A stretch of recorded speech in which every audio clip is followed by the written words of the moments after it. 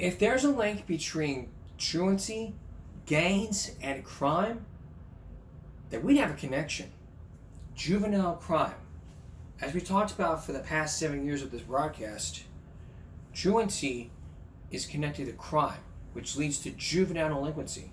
And like we talked about, if we took away the requirement to go to school, not only will the school lose money, but juvenile delinquency would go up and school attendance would go down. We can't make school optionary. That's the bottom line here. But in Memphis, Tennessee, there's now a growing rate in truancy. Take a look. He's concerned because the number of children missing school is alarming. We asked Memphis Shelby County Schools for its truancy rate back in April. It took months to finally get it. 105,000 children attend Memphis Shelby County schools. And according to district data WREG investigators uncovered, 45% of them were truant last school year, meaning they had five. Before we continue on, look at this rate. During the COVID-19 pandemic, 41%, 52%, then it was up 11% back in 2021 and 2022 school year. And then this year alone, in the last school year, it got back down. So down, up, down. Let's continue. Excused absences. The district also reported, meaning they had 5 or more unexcused absences. The district also reported 1 out of 4 children are chronically absent. They've missed 10% of school. No one with the district agreed to an interview, but did state reasons for missing school can vary. It could be health, bullying, poor academic performance, poverty, or homelessness. When it comes to truancy, their specialists will work with students and their families, offering an array of programs, tools, and partnerships to encourage and emphasize attendance, something they reiterated to the Memphis City Council earlier this year when they were called to address truancy concerns. If you go back and watch the committee meeting, I was not very satisfied. Councilman Chase Carlisle says he didn't get real answers, like when children clock in and then skip class. You've got children that are just no longer showing up to school. There's no accountability. They can't find them. It's hard to contact a parent or a guardian, which goes to some larger potential issues. He says there has to be more collaboration to ensure the right systems are in place. I think oftentimes these large entities play in a sandbox because each is worried about their own political reputation or what they're seeing, or hey, we're trying to cover our own rear end. Carlisle and other city leaders, including the mayor, believe truancy plays a role in the juvenile crime problem. What's your response to that?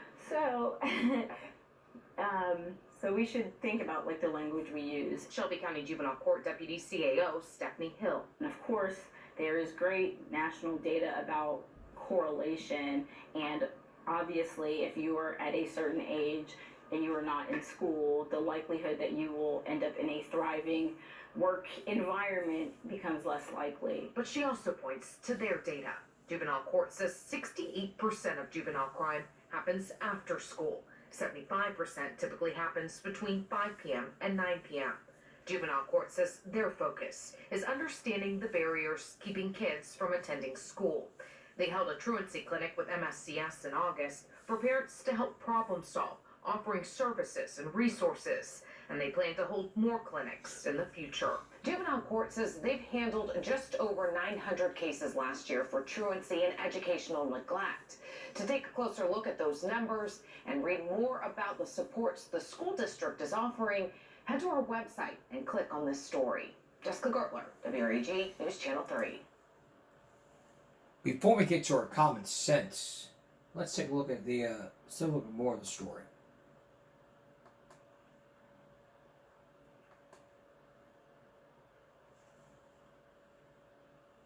A 40% truancy rate? How's that even possible? Wow, just wow.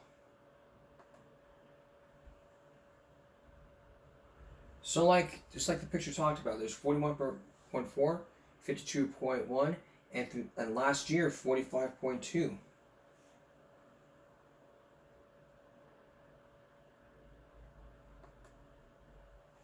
And there's more to this than meets the eye. You go to scsk12.org and they got everything they need. I mean, according to Tennessee Code and noted 49-6 3001, all Tennessee children ages 6 through 17 are required to attend school. This section of the code requires districts to enforce compulsory attendance laws using various methods up to and including referral to juvenile court. Juvenile judges also may penalize parents based on their child's truancy.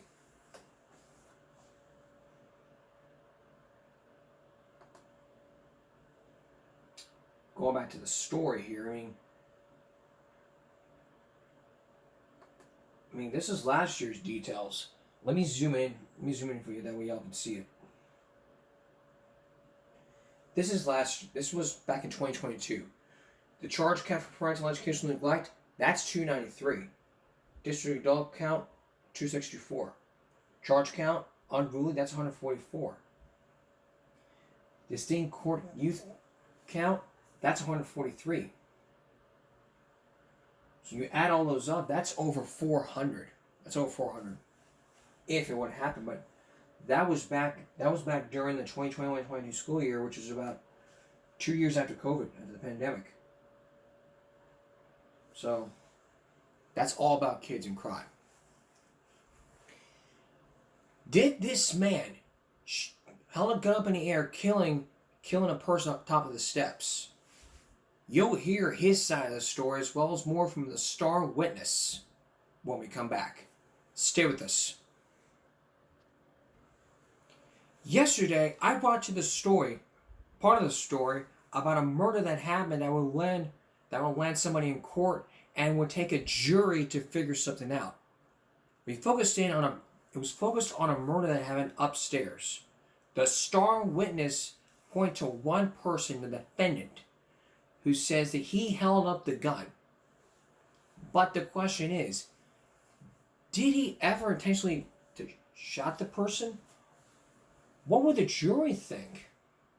You're about to hear the other side of the story from Dexter Costello, the defendant in this case. Did he have something to do with it? If he didn't, who else could it be? Once again, here's Len Cannon. Have you ever been in trouble with the law before? Never. I finished school, had 2 jobs. I've never been in trouble. In fact, Dexter says he was working those 2 jobs to help support his family, seemingly too responsible for such a reckless crime. He worked with me for like 10 years. David Prine is one of Costello's former employers at an advertising agency. If I was married and had a son, I would want him to be like Dexter. He's one of the best kids I ever known, Dexter. Dave, is it possible that on that day in May, that Dexter just got caught up in the celebrating and maybe just did something that he wouldn't normally do? Not something like that. Not a gun. Not a gun. And even Costello's younger brother Shane admits if either of them was likely to get into trouble, it wouldn't have been Dexter. Shane says, in fact, Dexter pleaded with him to stay clear of the traps in the ghetto. Up to this minute, whenever he calls and stuff like that, he'd be like, Shane, I hope you're not around certain areas and certain places. He doesn't want to hear nothing bad about me and all that. And when we asked him directly during our interview, Dexter insisted the charges against him were ludicrous. Were you there at 6 o'clock in the evening, approximately, when the shooting happened? Yeah, everybody was out there. The whole group of us was out there. I had nothing to do with it. I never had no gun in my hand. But despite having character witnesses and a client with an unblemished record, defense attorney Alan Stutman decided not to call any of them to testify. Stutman decided the best defense was a good offense and began attacking the credibility and expertise of the prosecution's witnesses. Almost immediately, the defense dealt the prosecution a blow, getting the medical examiner to admit that the fatal bullet wasn't necessarily fired from right under the window where Dexter Costello was standing. So you can't determine to any degree of scientific certainty the direction from which this bullet came, is that correct?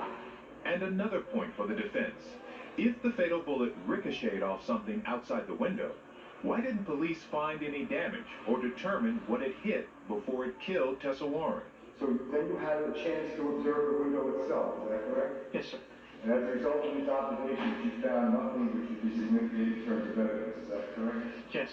After dealing the prosecution 2 early setbacks, the defense produced an eyewitness of its own, the superintendent of Tessa Warren's building.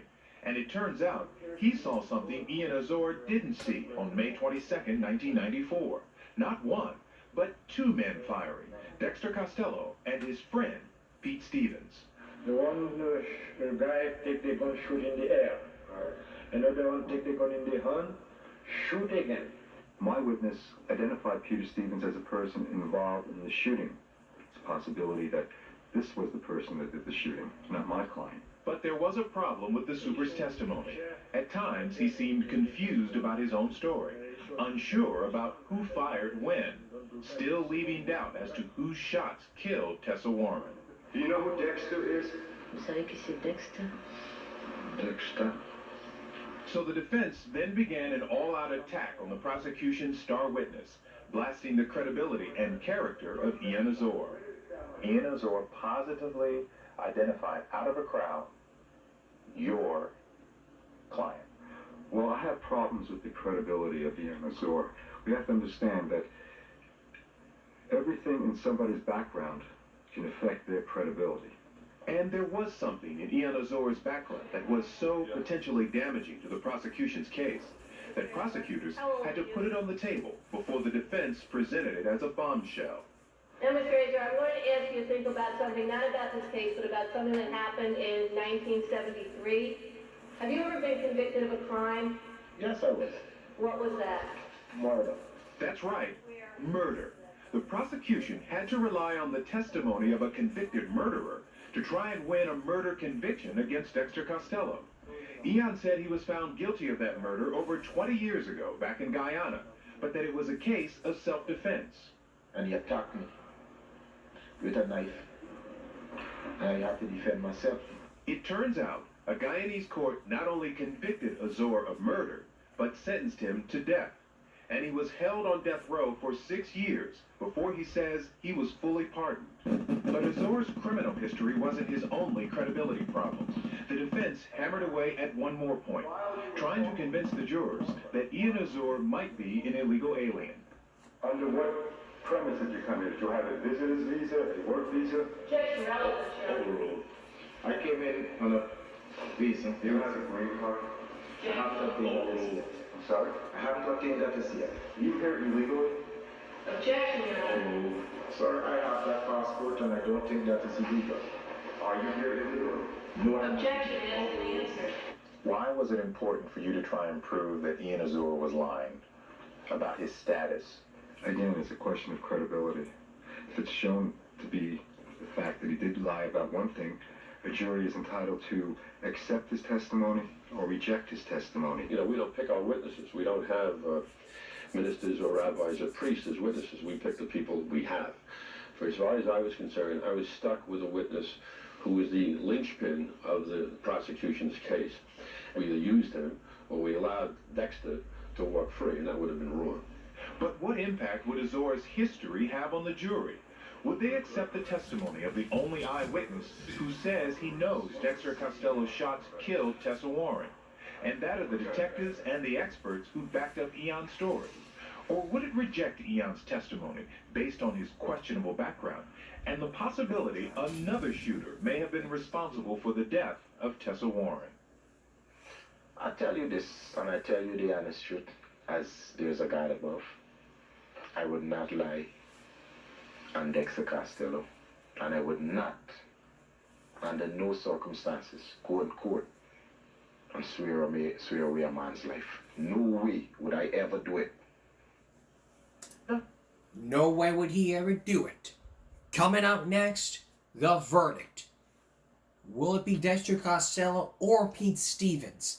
Len Cannon has the verdict along with the conclusion to the story. Stay with us. Now the jury decides with the conclusion of our story.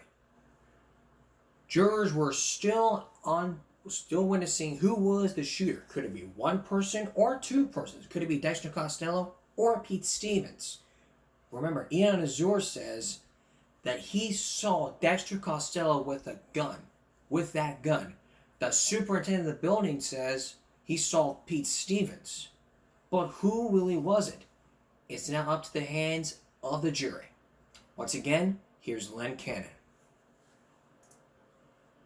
Who took the gun? The defendant. Another one take the gun in the hand and shooting at her. After 3 days of testimony, the murder trial of Dexter Costello went to the jury. 3 of those jurors agreed to talk to Dateline. It's tragic that someone died. That someone being careless. I feel bad for him. His life is now, it hangs in the balance. Because they left a child without a mother. Somebody needs to suffer for this crime. But would that somebody be Dexter Costello? As the jurors began their deliberations, some wondered why no one in Dexter's group had come to court to back up his story. If he had someone else to come forth on his behalf, I think we would have more readily believed that he had not been there, or he had not touched that gun and fired that gun. But defense attorney Alan Stutman says finding anyone to come into a courtroom and testify in the inner city is next to impossible. We're talking about people that on initial impression would be very scared to come forward. They don't like to deal with the system. They don't want to be involved with the system. You had a man who was on trial for murder. Could you have not found a friend, one friend, to step forward and testify on behalf of Dexter Costello? We asked. Most of the times I didn't see, I didn't hear, or I looked away. People don't want to get involved. And what about character witnesses? If Dexter's friends and family were so certain of his innocence, why wouldn't the defense put them on the stand? For example, someone like David Prime, Dexter's former boss. I found in my experience, especially in murder cases, it might shift the burden from the prosecution proving guilt to my having to prove otherwise. Here you have somebody being accused of murder, and what do I do in defense? I put a relative on and say, well, he's a nice person. I don't believe that would carry much credibility with the jury. With character witnesses not an option for the defense, Alan Stutman says he and a private investigator went from door to door on that Brooklyn street, looking for someone, anyone, to exonerate his client. They failed. Everybody was scared in a way, probably frightened retaliation or whatever, because that's how it goes in the ghetto. Dexter's brother says his mother, an employee at a Brooklyn nursing home, spent most of the family's life savings trying to help clear her son. You could only have the best what your money could afford. Whatever her money bought, the savings that she had, that's what she had to use. You ought to start the defense first. Yet for all it cost them, testimony in the murder trial lasted only 3 days. And when the case went to the jury, the only defense eyewitness it could rely on was the building superintendent, whose testimony Alan Stutman himself admits was confusing at best. Why he was confused, it could have been the pressure of the cameras, it could have been pressure being in front of a jury, I don't know. But he did, in a way, testify consistently at one point. But was it convincing? As jurors continued their deliberations, it was clear they had all agreed on one very significant point. No matter what Dexter now claims, He was handling a weapon, and he did fire. And firing a weapon in a city is going to hit somebody. He should know better than that. but even if Dexter was firing the gun, could the jury be sure it was he and not Pete Stevens that killed Tessa Warren? There were two shooters in the case, so we figured one of the fatal bullets came from one of those shooters. Which one we couldn't determine. Anytime Pete's name was mentioned, it was always an objection. And I kept saying, what is it that they don't want us to shoot her? In fact, there were a lot of things about Pete Stevens the jury didn't hear. For instance, Stevens has other felony charges pending against him, including one for selling cocaine and another for criminal possession of a weapon. But despite those indictments, Stevens remained free for over a year after Tessa Warren's death. And a police source says prosecutors even chose to offer Stevens a deal in return for his testimony against Dexter Costello, a young man with no criminal record. It tells me that they took, the police or the district attorney took the easiest way out, the path of least resistance. They had somebody identifying the shooter by name, and rather than investigate to see if there were any other possibilities, they just focused on him and arrested him. Do you think someone else was responsible for the death of Tessa Warren? Yes. I think his name was Peter Stevens. Police say Pete Stevens eluded them for months while prosecutors prepared their case against Costello. And it wasn't until after the Costello trial began, some 16 months after the shooting, that Stevens was finally placed under arrest. He's since been indicted on charges of reckless endangerment and criminal possession of a weapon. So why didn't the Brooklyn District Attorney's Office prosecute Pete Stevens in the first place? You were aware that there was another person there with a gun. That case is before the court, and I can't talk about it. Is it not possible, Mr. Hines, that Pete Stevens may have been the one that fired the shot that killed Tessa Warren? Are we absolutely convinced that he was there and had the gun? You're going to ask that question over and over again, and I'm going to give you the same answer. We're going to waste a lot of film. I'm not going to talk about anybody else except Dexter. Other than to say to you, if the person who handed the gun to Dexter could have been charged with acting in concert, he would have been. Stevens pleaded not guilty to all charges in connection with this case, as well as prior drug and weapons charges. But in the end, only Dexter Costello was tried for the murder of Tessa Warren. And the verdict would hinge on the testimony of the prosecution's star witness, Ian Azor. You heard in court testimony that Ian Azor was a convicted murderer. Did you have a problem with that? No. No. Why not? Everybody has a past history, or, why should he be held accountable? I didn't have a problem with the murder that he committed. I had a problem with his immigration status. When they asked him, he had this sly look on his face like he was getting away with something. Mr. Foreman, has the jury agreed upon a verdict? Yes, sir. After deliberating only 3 hours, the jury had reached its decision. Under the first count of the indictment as to the charge of murder in the second degree, what is your verdict? Not guilty. Under count 2 of the indictment as to the charge of manslaughter in the second degree, what is your verdict? Not guilty. Dexter Costello probably was the killer. All the evidence did go towards him, but it wasn't substantial enough to say he is the one. However, they did find him guilty of something else: reckless endangerment and criminal possession of a weapon. He was given the maximum sentence of 5 to 15 years. If he had just one more person from that crowd to state that it wasn't him with that gun in his hand, he would be a free man. Ultimately, the case may have turned less on those who did testify than those who didn't. And one more eyewitness on either side could have meant the difference between a murder conviction or an acquittal. But in the end, the jury was forced to grapple for justice on its own. Does it bother you at all that you convicted someone in a case where a woman was killed, a mother, and yet nobody is doing time for the murder? That bothers me because it could have been one of my family members. It's hard because you know that someone is guilty. We just couldn't say who. Do you feel justice was served? As best as it could be. We did the best with what we had. Dexter Costello is now appealing his convictions. As for Peter Stevens, his lawyer says Stevens never had a gun in his hand the day of the shooting. And Stevens is seeking now to have all charges dropped because of his current medical condition. He's been confined to a wheelchair since last year when he was wounded 11 times in an unrelated shooting incident. So, now we know what happened. We know what happened to Dexter Costello, but if something does happen, we'll let you know. Alright, another treat for you. Come out next. This person...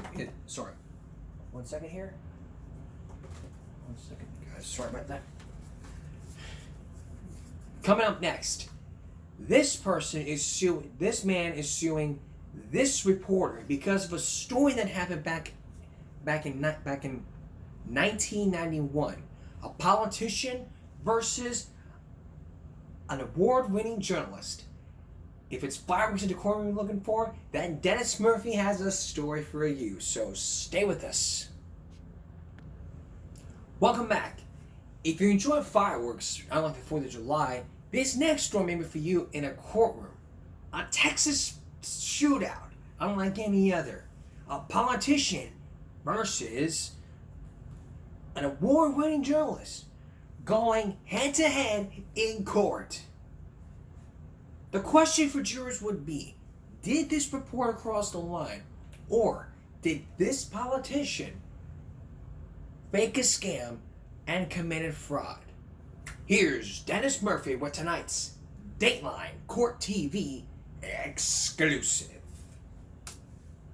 You just tell me which one you want to claim today, and I'll address it. It's not an implication, Mr. Dolcefino. No, it's an accusation, and it's blatantly Damn right, false, and you know it's a lie. I don't care how many wings you put on that dog, he ain't flying. It's a Texas-style shootout. No gunslinging, but angry words fired at point-blank range. But I'll tell you what, if you've got evidence of that, then me and you, during the next break, we'll call the district attorney. Sorry, No. I'm not gonna be there's gonna be none of you and me at the next break, period, Mr. We'll, Dolcefino. I tell you what, I don't Two professional reputations on the line. In one corner, an award-winning TV reporter. The focus of our investigation, the One of Houston's most recognizable faces. In the other, an ambitious local politician, charging that his good name and reputation have been smeared, maybe even destroyed. A news organization out of control. Maybe they just believed that they were too big and I was too small and they thought they could get away with it. And I don't believe they can. And that's... It's a courtroom showdown that has its roots in an election campaign waged back in 1991. Sylvester Turner for mayor. An obscure state legislator named Sylvester Turner had a good shot at becoming Houston's first African-American mayor. It was an incredible film. A lot of enthusiasm. We had come from nowhere, and all of a sudden we were on Main Street in the political arena. And what a ride it had been for Sylvester Turner.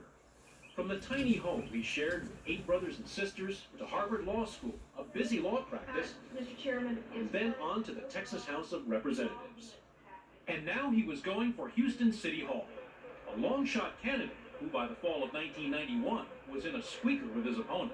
Our exclusive Channel 2 News poll released today shows him running neck and neck with Bob Lanier. And then, 6 days before the election, came the TV news megabomb. We begin tonight with word of what may be one of the biggest attempted insurance swindles in recent Houston history. A local TV station, KTRK Channel 13, ran what was billed as an exclusive undercover investigation. Among the questions, what role did Houston mayoral candidate Sylvester Turner play in this tale of multi-million-dollar fraud? The reporter, Wayne Dolcefino, was a 20-year news veteran, winner of several prestigious journalism awards. Dolcefino was the station's top investigative reporter, and he was known for digging up dirt, exposing waste, bribery, corruption. We've been investigating Turner's role in this attempted insurance swindle since we first heard about it on the... And now, he was investigating Sylvester Turner. Our focus? What did Sylvester Turner know, and when did he know it? Turner knew Channel 13 had a story on him in the works. He had given Dolcefino an interview 2 days earlier. But still, when he watched it, he was thunderstruck. Overwhelmed, devastated, totally caught by surprise. Did you hear Channel 13 in your mind calling you a criminal? Oh, without a doubt. Obituary read. The 7-minute TV report detailed a complicated attempted insurance scam, a will, and a rhetorical finger of suspicion pointing at Sylvester Turner.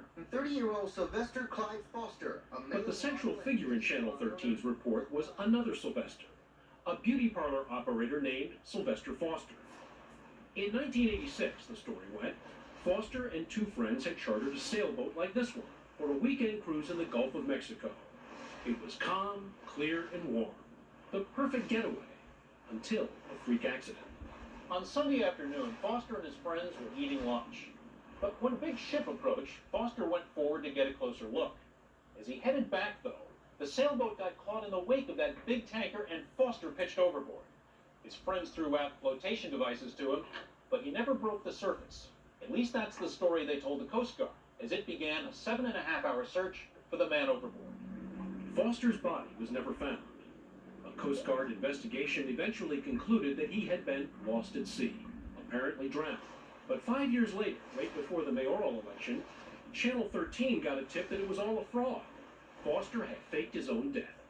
Here's part of that Channel 13 report. This week, 13 Undercover learned Sylvester Foster was very much alive and in prison in Salamanca, Spain. It turns out Foster was not only still alive, he was a wanted man who'd been indicted on credit card fraud just before he disappeared. But what did Sylvester Foster, the fugitive, have to do with Sylvester Turner, the candidate for mayor? Well, as Channel 13 told him, a lifelong friend of Turner's named Dwight Thomas introduced the two. And then the beauty parlor operator came to Sylvester Turner for some legal work. He wanted a simple will. He said, I don't want anything overly elaborate. I want a simple will. The will that Turner drew up for Foster was signed just days before the phony boating accident. And later on, Turner continued to represent the estate of the man believed drowned. Channel 13 said he pursued insurance claims worth millions.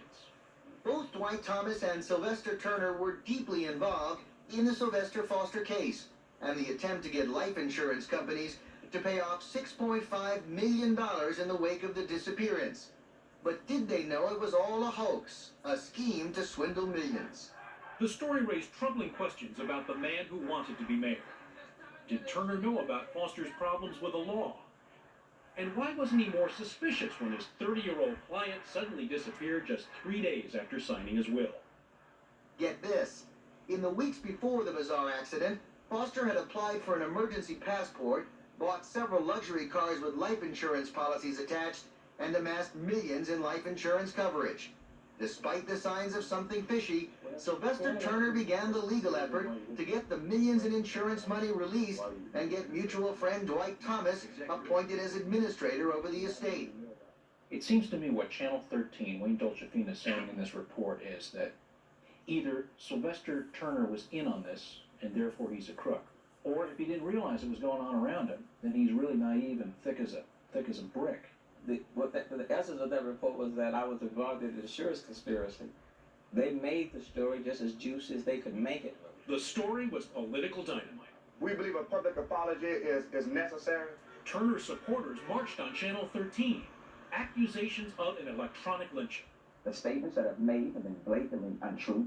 But Turner's denials weren't enough to undo the damage. It was emotionally charged race. On December 7th, 6 days after the story ran, Turner lost the election. And he says he lost something more precious, his good name. My dad used to always say to all of his kids, when you leave out my house, you walk out with the Turner name. Bring it back like you left when you walked out. Convinced that he had been deliberately smeared, convinced that irresponsible reporting had snatched away his political dreams, Sylvester Turner decided to sue Channel 13 and reporter Wayne Dolcefino for libel. He was seeking $20 to $30 million in damages. A lie becomes the truth if you don't refute it, and if you don't deal with it. It was a powerful story. I couldn't get away from it. Don't reporters have an obligation to ask the tough question, especially of candidates? Reporters should ask the tough questions, and I want them to ask the tough questions. I filed the lawsuit because they crossed the line. And when a news reporter or when a news station operates with no parameters, then the democratic system of which we are part is in trouble. But did Channel 13 really cross the line? The station wasn't backing down, and neither was reporter Wayne Dolcefino. I resent the implication, Mr. Franklin, that you're trying to make, which you know is false, that we did not have these documents. And so, nearly 5 years after the story aired, the reporter and the politician would face off in Judge Elizabeth Ray's court. You're trying to justify a story that was false. And there's no way you can make a lie the truth. I don't care how you cut it, Mr. Babcock. When we come back, the trial begins. Sylvester Turner versus Wayne Dolcefino. Now, this ain't no boxing battle, but still, we come back, the trial begins, and jurors hear the one side of the story from Sylvester Turner. Dennis Murphy has more. Stay with us. The Channel 13 report. I've had a lady stop me in the mall and ask me, why aren't you in jail? I thought you would be in jail by now. Stay with us. Bell, bell, bell. Returning to our story. Journalists are supposed to cover the hard truth about politics. But did Channel 13 really cross the line? Sylvester Turner is suing Wayne Dolcefino and Channel 13 for a hoax story that happened back in 1991. Bell, bell, bell. In this corner, former politician Sylvester Turner. And in this corner, we have Channel 13 investigative reporter Wayne Dolcefino. You will now hear the first side of the story from the victim. Once again, Dennis Murphy. For the first few times in my life, I am asking you to do for me what I cannot do for myself. I want my name back. Sylvester Turner felt as though his life was divided into two parts. The before, successful Harvard Law School grad, elected official, and what came after the devastating Channel 13 report. What role did Houston mayoral candidate Sylvester Turner play in this tale of multi-million-dollar fraud?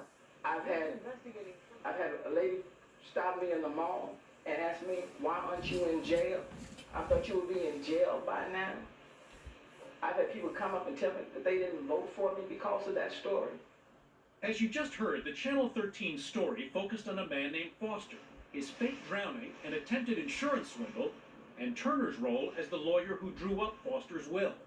Despite the signs of something fishy, Sylvester Turner began the legal effort to get the millions in insurance money released and get mutual friend Dwight Thomas appointed as administrator over the estate. Sylvester Turner was suing Channel 13 for libel because he claimed the story made him look like a crook. When you listened to the story and when you looked at the graphics and the way the story was laid out, the story said that I participated in an insurance conspiracy. But proving libel isn't easy, especially for a public figure like Turner. He'd have to convince the jury not only did Channel 13 know its story was wrong or suspect it was wrong, but went ahead and broadcast it anyway. The legalese here is that the reporter showed a reckless disregard for the truth. If you don't challenge something like that that's totally untrue, what prevents Channel 13 from doing it again? And Turner was fully prepared to answer the troubling questions raised in the Channel 13 story. Channel 13 is telling Greater Houston about an insurance fraud. It's a young guy, 30 years old, no children, takes out millions of dollars worth of insurance policies on himself. You help him draw up a will. He signs this will 3 days before he goes overboard on a yacht. He's got federal criminal problems with credit card fraud. A reasonable guy gets suspicious. I think maybe a guy with a Harvard Law degree gets more suspicious than most. You got to put things in their proper context. This is not like a guy comes in and asks for a will to be signed, and you know all of this when you're preparing the will. Was there a scheme that you were aware of to Never. defraud? To make 1 million, 2 million, whatever the $1 million were? There was never a scheme that involved this person, the one you're looking at. Did you know that Sylvester Foster was alive? No, did not. And now in trial, the Channel 13 report would be examined under a microscope. One of the most damaging assertions in the story was that Turner, quote, pursued the estate money even after significant evidence of a possible scam. Did you ever make a single demand for payment from any insurance company? No, I did not. Did you ever benefit in any respect from any insurance company? No, I did not. You were trying to... Turner said, in effect, if I'm a crook, show me the ill-gotten money. He and other witnesses testified he was simply doing what any good lawyer would do, representing the estate of a deceased client. There was no motive. Turner wasn't even named on an insurance policy. If Turner decided to be part of this conspiracy, there was no way for him to benefit from it. None. For Ron Franklin, Turner's lawyer, this case became a very personal and passionate crusade. This case has been about picking him up at their request and throwing him on the trash heap. This was Franklin's first libel trial. You ain't seen nothing yet. And the foundation of Franklin's courtroom strategy was to discredit the reporter as much as the report.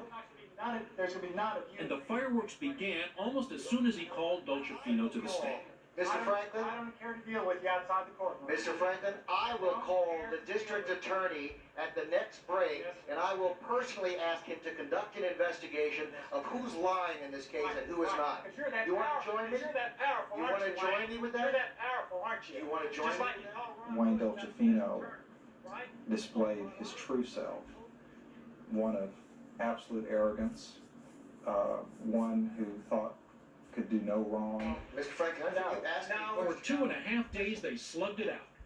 Franklin ripping the story apart line by line, hitting Dolcefino's hot buttons, accusing him of being a reckless journalist. Excuse me, Mr. Dolcefino, listen to my question. As of December 1st, 1991, as of December 1st, 1991, did you or Channel 13 uncover any proof that Sylvester Turner was a knowing participant in this scam? Yes or no? No, sir, and that's why my broadcast doesn't allege it. Is the answer no, sir, you did not? My answer is no, sir, and that's why the broadcast doesn't allege that. Victim? But Franklin wasn't buying that. You had no proof, you knew it, and what you did to, quote, cover your legal butt was say everything but that Turner was a conspirator. Isn't that exactly what happened? Turner's side also insisted that it was no coincidence that the Channel 13 story came out just days before the mayor's election. Every probate document.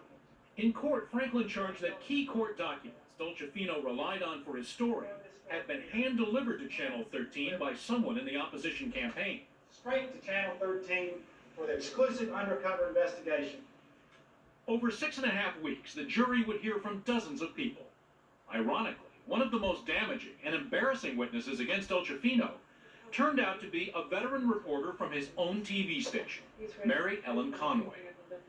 She'd been assigned by Channel 13 to cover a news conference that Turner called immediately after the report aired that Sunday night. It is blatantly and maliciously untrue, and I resent it. At the news conference, Turner had introduced two character witnesses, a judge and an attorney knowledgeable about the Foster insurance case, and both vouched for Sylvester Turner in the matter. But I think that this is a fairly ridiculous allegation against Sylvester Turner. Turner denies any wrongdoing and says... On the 10 o'clock news that night, Channel 13's competition aired the Turner news conference and included sound bites from the two men who spoke up in his defense. But not Channel 13. It ran only a clip of Turner with no reference to his character witnesses. This is an all-time low. So you thought you got done twice that day by Channel 13? Oh, they did me good. Second time by what they didn't say. The first time they made a very powerful statement. The second time they repeated the statement and they cut out individuals who were in the best position to assess my involvement. Channel 13 executives would admit later those two character witnesses should have been heard in the late news replay of the story. But Dolcefino said under deadline pressure he didn't know about them. He said that Conway, the other reporter, failed to tell him the details about the Turner news conference when she got back to the station. In your view, Mary Ellen Conway simply goofed up, right? I think there were goof-ups to go around, actually. Tell us, Miss Conway, did you goof up the evening of December 1st, 1991? No, I didn't goof up. But when she was forced to take the stand, Conway said she had briefed Dolcefino about the news conference and the fact that two Turner supporters had spoken. Mr. Dolcefino had the footage. And that you debriefed him on what those persons said at the news conference? I told him basically what they said. Yes, he was well aware of what they said based on what I told him. But why would Dolcefino fail to include Turner's character witnesses? That's correct. Well, Conway testified that she overheard Dolcefino talking about that on the phone. Was the gist of the conversation that these people had not returned his calls, and that's why he wasn't going to put them on TV? I think that's a fair characterization. Conway's testimony was crucial to Turner's case.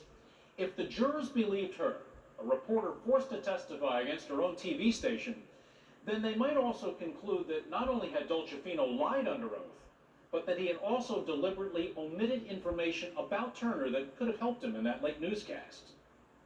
I think that Mary Ellen Conway was the most credible witness that appeared in this case. And I think the jury knew that she was being honest and was under tremendous professional pressure. But perhaps the most powerful testimony the defense had to contend with were Turner's own words. You can't put me back 5 years. An emotional plea spoken directly to the jurors. But you, people who meet me for the first time, you can deny the story. You can tell it was false, and you can give me back my name. And as a person, I think I agree.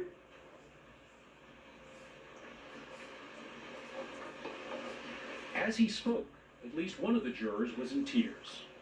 I have every right to have my name. A compelling performance. A teary public official the jury would weigh now against the pugnacious reporter. Channel 13's lawyer knew he had his work cut out for him. I thought his direct examination was about as good as it gets. But the battle was far from over. Now it was the TV station's turn to defend its story and its star investigative reporter. And they had plenty of ammo to fire back. Still ahead. And there's a lot more ammo to be fired at with Sylvester Turner.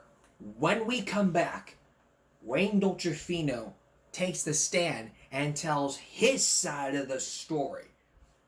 Did he make up a lie? And did he cross the line? And what will the jury decide?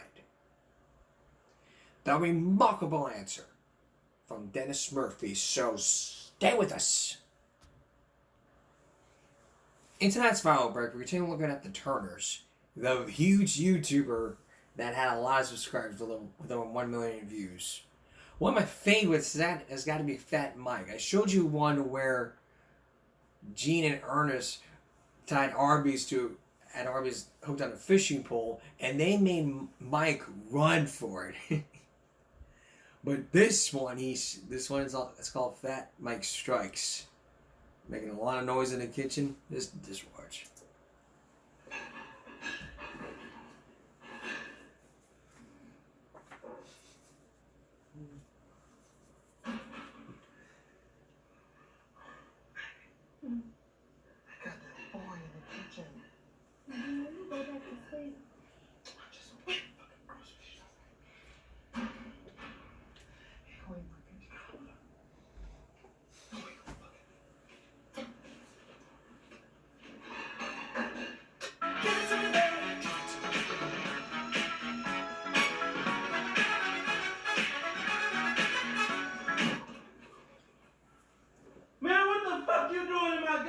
Kitchen. Uncle said I can do something to eat. At 3 o'clock in the fucking morning, I ain't all day, Uncle Mooney. Man, I don't give a fuck, man. I'm in there trying to get some goddamn sleep, and your ass in there cornering pots and shit. Get me, pull my goddamn food back there. Get the fuck out of my goddamn refrigerator. Hey, I know, I want you to get the fuck out of my goddamn shit right now. God damn it. I just bought that shit. Man, Fat Mike with a fat ass. That's kind of funny to see.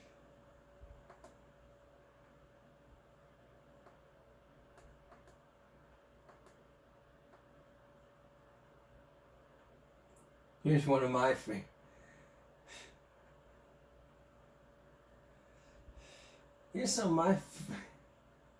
Here's a few of my favorites.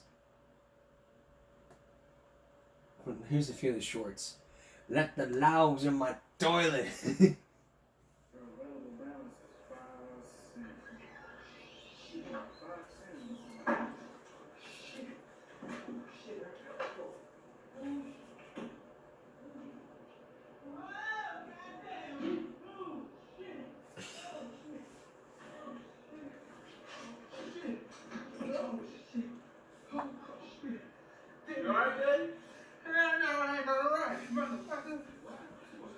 You left them big ass motherfucking lies in there like that? You a nasty motherfucker. You fucked up. You fucked up. Man, go in there and get that shit out my toilet if I make you get it out with a shovel.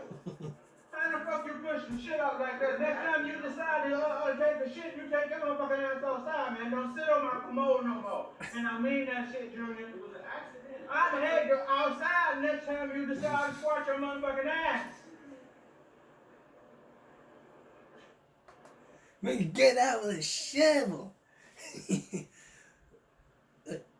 like, you gonna know what I'm doing? Get out, go get a shovel. Okay.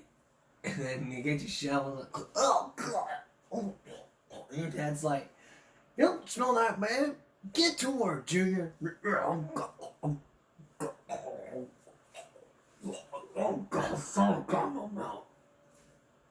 Oh.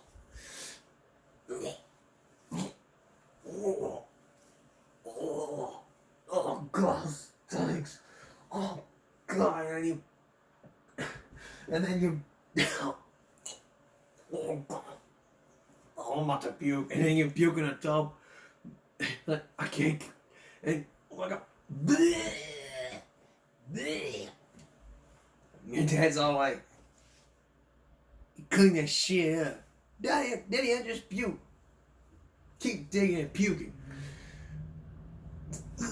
Bleh. Oh, God. Bleh. Bleh. Bleh. Bleh. Bleh.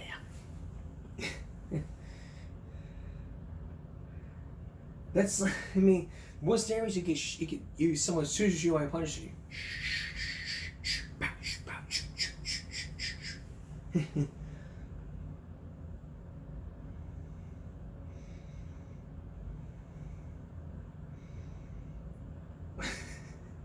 Here's another one of my favorites. Junior stole my damn car.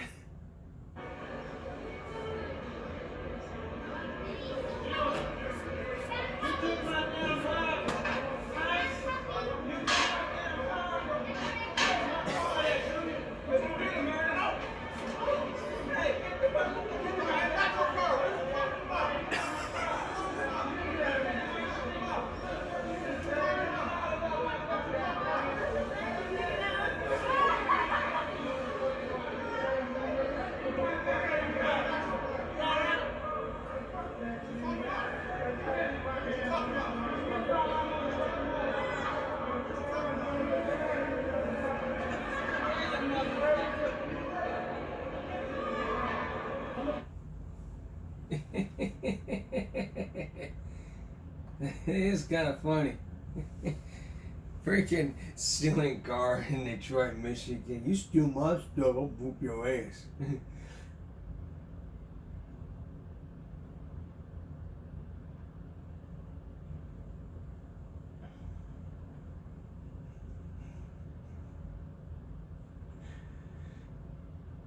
Here's another one.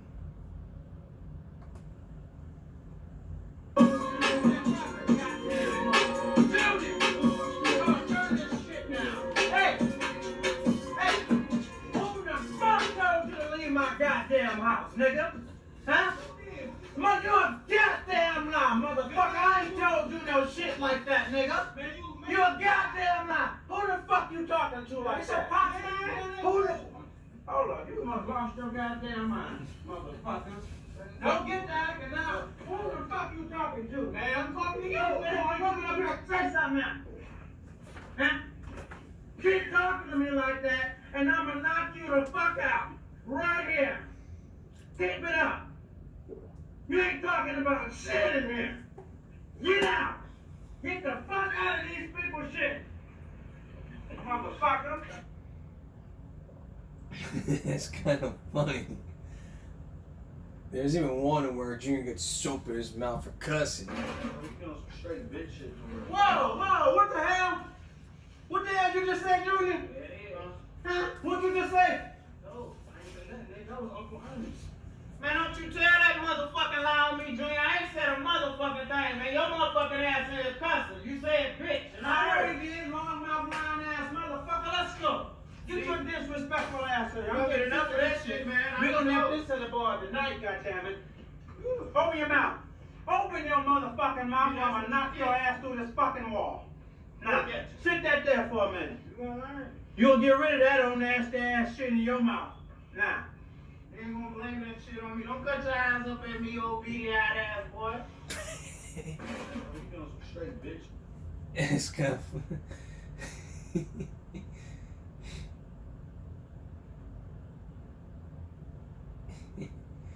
Alright. A few more and then we're gonna preview our next show. One of my favorites from the channel was actually to wear this one. Watch. What you watching? What the fuck you doing with that motherfucker? You just zapped me all up the back of my motherfucking ass. Did I was trying to see what I don't give a fuck. Watch me with that mother. Put it down. Put it the fuck down. I got it from here, Junior. Go sit in the motherfucking truck. Don't pick that motherfucker up no more. Go get in the truck so I like to punch your motherfucking ass. Don't get out of there. I got this. Don't get out of that motherfucking truck. Pick me all up the back of my motherfucking ass. My mama's. What's that? I zapped my dad with a weed whacker. He kicked my ass all the way back to the truck. Oh, my ass. You just out my ass, boy. Go sit in the truck.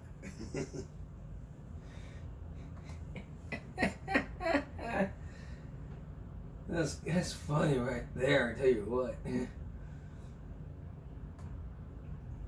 Alright, 2 more and we're gonna preview our next show. Alright, here is one with rapper My Ass. Oh yeah, nigga. Niggas know what it is with me, bro. Stop playing with me. Big choppers on deck, nigga. Stop playing with me, bro. 30 strips on me, nigga. Stop playing. All blues. Bitch, I'm sipping on some lane. 20K in my ball, man.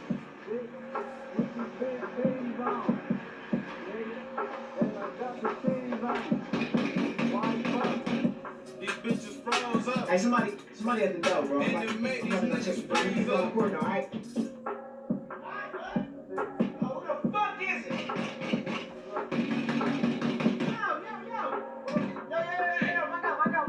I'm looking for my son. Junior, you know who the fuck he is. Junior! Get the fuck out of the way. Hell out the goddamn way. Junior!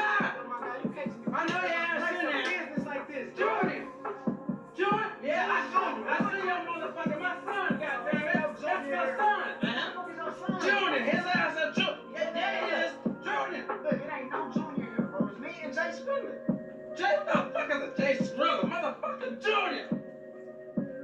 Hey, man. Daddy, what you coming up here interrupting my studio session for, man? What the fuck is you in there talking about? I rap now, man. That's what I do.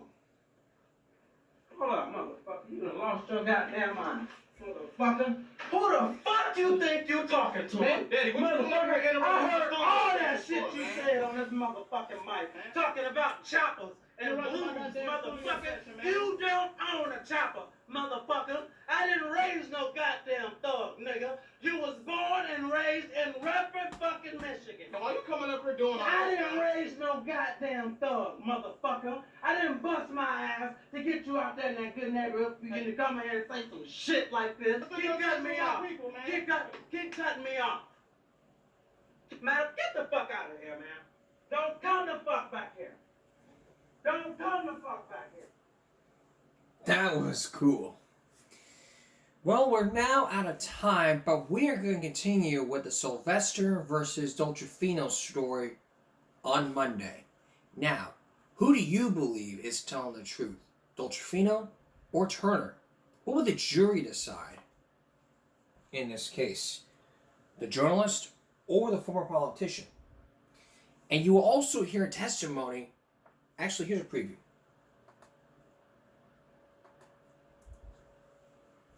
How did it feel to sit in the courtroom and hear this voice from the grave accusing you of being involved in this insurance fraud? Don't miss more of the story. You will also hear more of the confession from a dead man. And you will also hear from another Sylvester who testifies in tape about what happened. Did he cook up the scam? Or was Sylvester Turner lying? All the answers will be uncovered on Monday. That's all of his edition of Give Me a Break Saturday going to Sunday. We'll see you again for Give Me a Break Monday. For all of us here at Give Me a Break and YouTube, stop bullying, speak up, no jaywalking, concentration not strength. Have a good night.